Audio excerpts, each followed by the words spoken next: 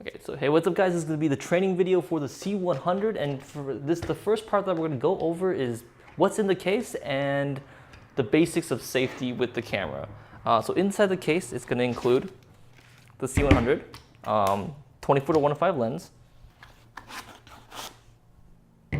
2 batteries, a cleaning cloth, a duster, and lens spray. So we're gonna go over the basics for taking care of the camera. So when you take care of the C100, you want to treat it basically like a baby.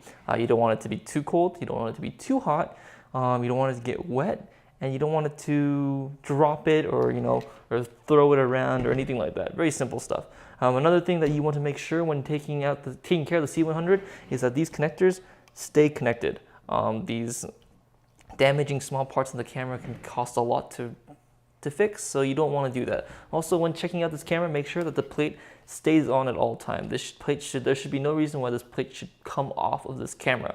And another few things that you need to also take care of is when you are cleaning out your lens, you want to first dust as much of the dust off of the lens first, and then when using this, you want to spray this first. You do not want to spray directly on the lens.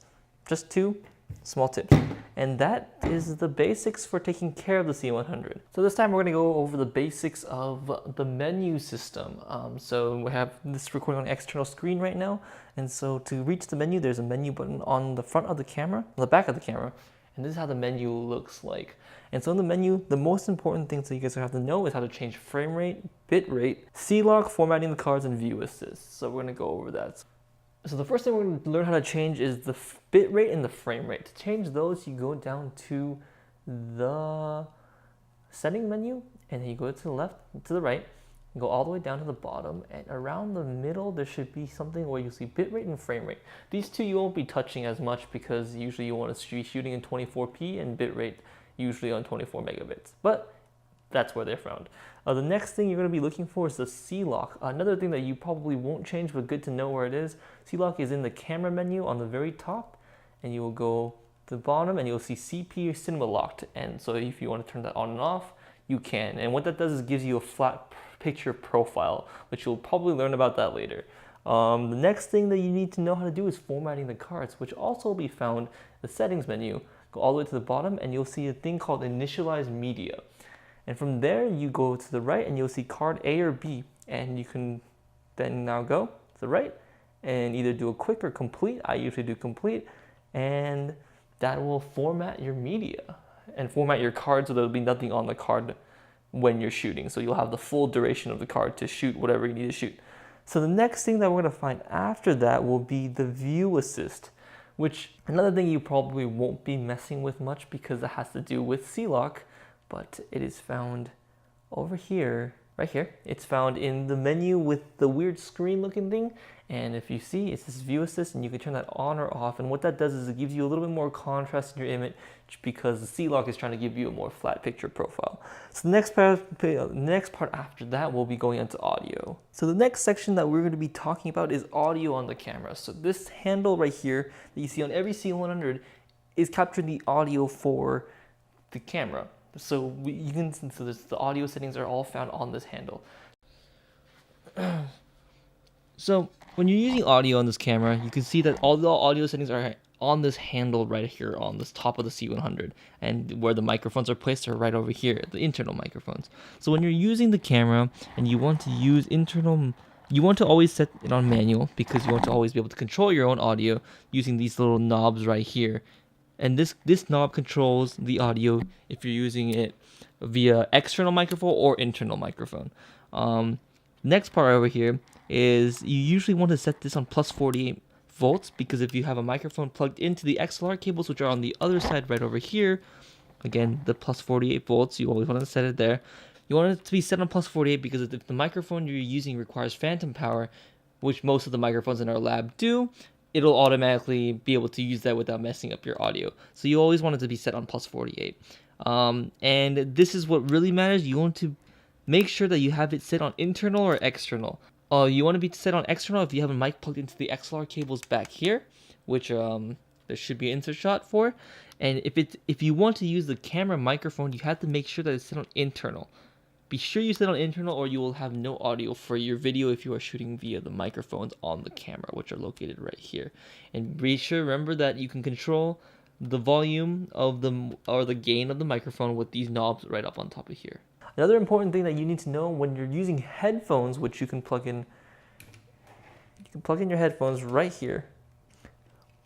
When you're using your headphones, you want to make sure that the volume is good for the headphones. You can go to your menu, which is the button up here, and go to audio output. And you'll see down here, you'll see a headphone volume, which you can adjust from volumes 1 through 10. Oh, another thing, if you don't see, you see in this bottom right corner, if you do not see the levels and you want to see them, you can go over here to the side of the camera, see waveform on the bottom, WFM. If you can't see it, you can cycle through this, and you'll see this changing. And you can just cycle through until you see their channel audio, and that's how you monitor your audio. And so that's the basics of the audio portion of the C100. So we're going to go over some of the other basic features of this camera, which is on the side of the camera, and that includes peaking, which is button number 9, zebras, white balance, and the ND filter bar, which is on the bottom over here, this lever right here. So we're going to go over the basics of those. So turn this around again. Okay, so what peaking does, so we're going to talk about peaking first. What peaking does is it tells you what's in focus. And you can tell that it's in focus by, let me take this lens cap off, by looking. So what peaking does is if you see the pink, you'll see a little bit of pink area form around the Canon logo and stuff like that. That is called peaking, and peaking will tell you exactly what's in focus. It's a very good tool to use when filming just to make sure that things are in focus. Another tool that you have is called zebras. And what zebras do is when you overexpose, it will tell you what is overexposed. And I can do that by showing you. And see those zebra-like lines that you see? That will tell you exactly what's overexposed. And there's 2 settings for that, which you can change in the menu. But let me show you that in the menu. If you go to menu and you go to the screen option right there, you'll see zebras. And zebra ones will tell you what's 70% overexposed. Well, almost, so basically almost overexposed. And zebra 2 will tell you what's 100% overexposed, so 100% white. And so that will help you really tell what's overexposed or not in your shot, and if you need to darken the image and stuff like that. And to do that in the camera, there's also, the C100 has built-in ND filters. What an ND filter does is it basically puts sunglasses onto the lens.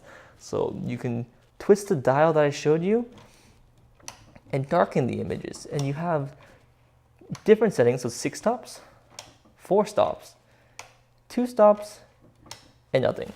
So you can use this also to adjust how dark the image is, and to if you want to shoot at a certain ISO range or f-stop, you can use these. So yeah, those are the basics of the side of the camera that we have. Another few things to note: if you notice that the camera you can't see anything, it's probably that the ND filter is on, and you should probably see that. Also, when you see that, you'll see over here, you'll say ND3 6 stops. And so if you want to make sure that when you're starting the film, you see that it's on 0 stops, so it'll disappear. So another important thing about the C100 is that you can change the white balance via this button right over here. And what white balance this button will do is it will switch through the options on the screen on what kind of white balance you're going to be using. So if you look over here in the bottom corner right here, you'll see a 4800 Kelvin, or K for Kelvin. And currently it's set on, if you look over here, it says A. And that's set on auto white balance. So if you scroll through these, if you click this button, you can now use the lever to control around what settings you want to use. So these are different presets. This makes it allows you to, when you see a K, allows you to change it manually, and auto will set it to automatically what the white balance is according to what it's looking at, so it'll automatically change. You can usually set it to that unless you're using it in cloudy situations, which when the weather changes, you don't want to usually set on it. You want to usually set it manually. Auto, these A and B are set to certain things that you can change.